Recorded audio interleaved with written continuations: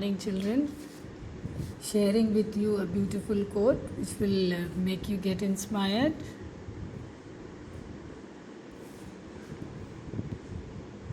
The more that you read, the more knowledge you get. The more you know, the more you get.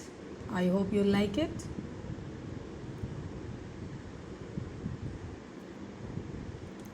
Welcome to Grade 8 English class.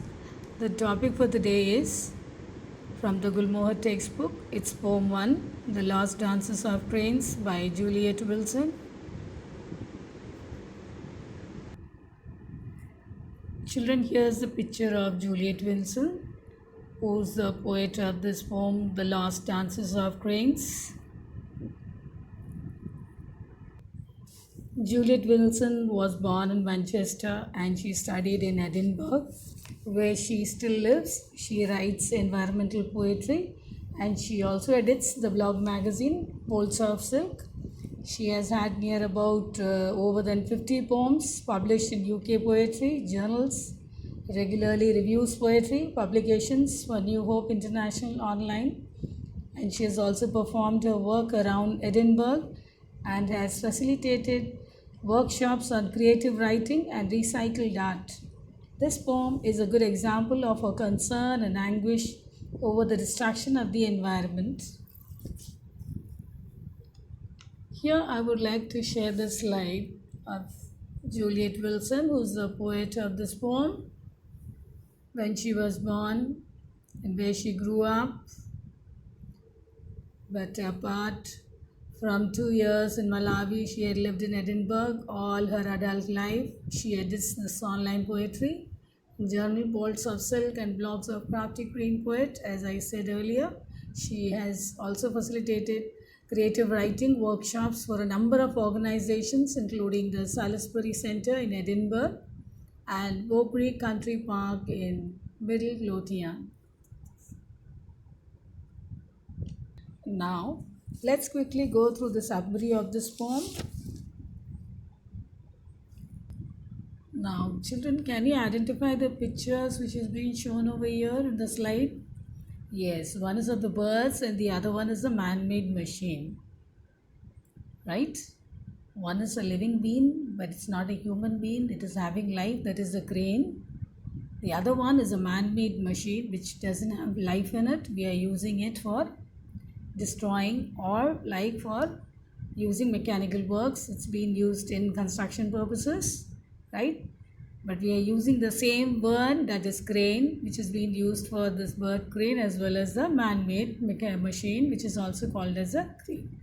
Yes, you must be imagining why is Miss showing us this picture.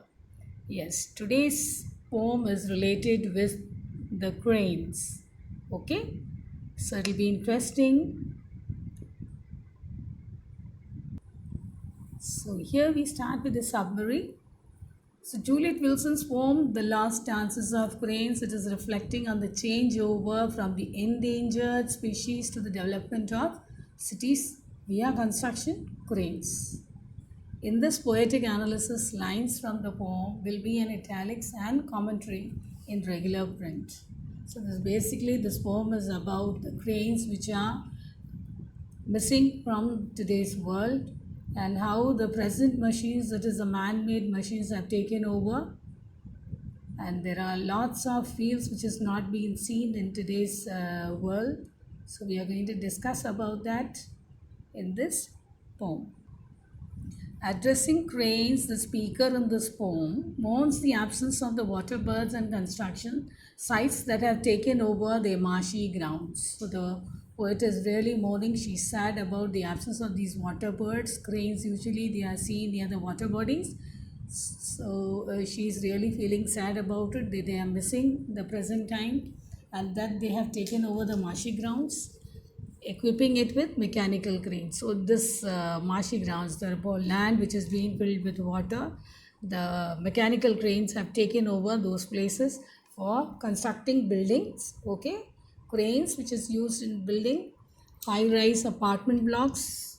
The birds no longer do their elegant mating dances on their fields, so they are not at all seen near this marshy lands doing their usual dance near the fields too. only the ghostly memory of their graceful movements remain.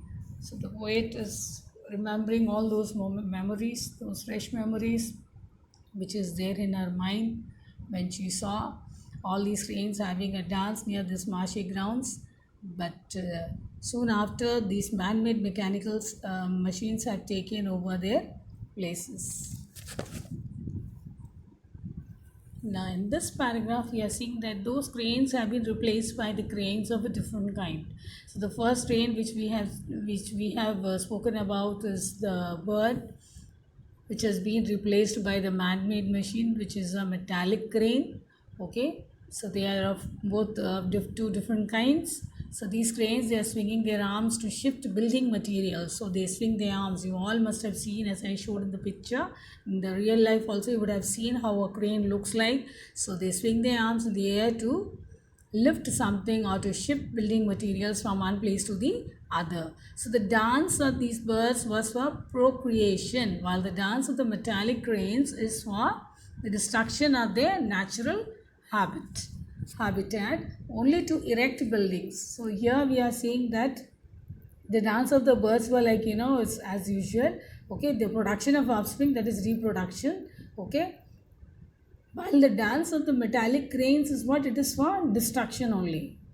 The real bird, that is the real the crane, that is doing all those gestures for showing that it is dancing. But when we are seeing the metallic crane, it is doing all these gestures to destroy, yes, for destruction or to shift some things for the building purposes. Okay, they are shifting materials for the building purposes. So while the dance of the metal cranes is for the destruction of their natural habitat, only to erect buildings, to make the buildings strong. So procreation, you can see the meaning over there below, the production of offspring or reproduction. Now let's have a quick look at the word meanings here. Cranes, large birds with long legs and long necks. Cranes are the another kind. Tall machines with long arms used for moving objects, especially building materials, right? Dance cities into being. The meaning of it is that is connected with the tall machines. That is why the words have been put into the inverted inside the bracket. The tall machines move to and fro, waving their arms to move things. So that's the reason they are being used to move things, and thus raise many buildings to make a new city. The fourth word, fading a crackle of your energy, crackling cries of birds now fading on old recordings. Fifth one, grainy video footage, unclear images of the birds on old videotapes. Now children, let's have a quick look at the poetic device which has been used here in this poem. From the very beginning, in the title, the poet signals that the poem is about something from the past that is no longer available in the present. So we are seeing in the poem that from the beginning itself till the end of the poem, it is from the past and which is not existing, which is not available in the present time. So the title is unified by some of the sounds of the words, that is consonants, such as S, the S of lost dances and cranes. Okay, your fields are empty now. Now this is a sentence which is there in your first paragraph, first line. Unified, meaning of unified is make or become united, uniform or as an whole. Now let's have a quick look at the literary device used in this poem. It is personification. What does personification mean? Personification means when a non-living object is portrayed in such a way that we feel that they have the ability to act like a human being. So when a non-living object is taking the place of the main role, we can call that particular object to be personified. Here in this case, in this poem, we are seeing that the bird is being personified. Okay, children? Now, let's have a quick look at the conclusion part. A poem like this is implicitly challenges its readers to do something besides watching television about the losses of the natural world. Yes, we people are all busy in today's world watching TV, news channels, or watching a movie, or busy with a mobile, busy with the games in a phone, or like we are all busy with our usual routine. But we have to get to know that this poem is making us realize that besides watching TV, we have to take care of the losses of this natural world. The meaning of implicitly in a way that is not directly expressed, tacitly or without any doubt. Now, children, let's have a quick recap. By whom was this poem written? Yes, this poem was written by Juliet Wilson. What type of poem does Juliet Wilson write? Juliet Wilson writes environmental poetry, as I said in the beginning, the introduction. She writes environmental poetry. In this poem, there are two dancers mentioned in this poem in the first stanza. Who are they? First dancer is the white crane. Second dancer is the metallic man-made crane. There are two dancers, children. So the first dancer who's been mentioned is the white crane, and the second dancer mentioned is the metallic man-made crane. The fourth question, what is the use of the metallic man-made crane? The metallic man-made cranes, they are used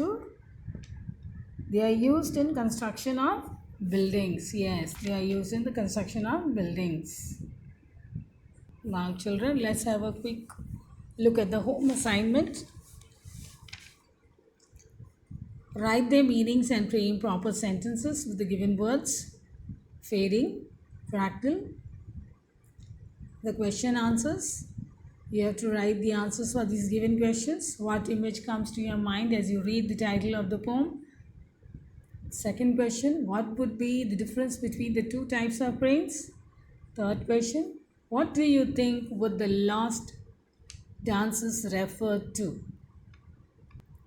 Thank you, children, for watching the video.